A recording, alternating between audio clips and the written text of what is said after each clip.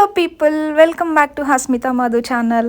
అయితే తజికిస్తాన్లో మా husband work చేసే సైట్ చూపిస్తా అంటే అక్కడికి వెళ్ళాం. ఇంకా వాళ్ళ సైట్ పక్కనే పార్క్ కూడా ఉందంటే ఇంక పిల్లలందరూ తీసుకొని అక్కడికి వెళ్ళాం అనమాట. అయితే ఇది ఒక రెసిడెన్షియల్ బిల్డింగ్ అంట. ఇంకా స్టార్టింగ్ ఫేజ్లో ఉంది. ఇంకా స్టార్టింగ్ ఫేజ్లో హ్యాండ్ ఓవర్ ఫేజ్లో చాలా వర్క్ ఉంటుంది కదా.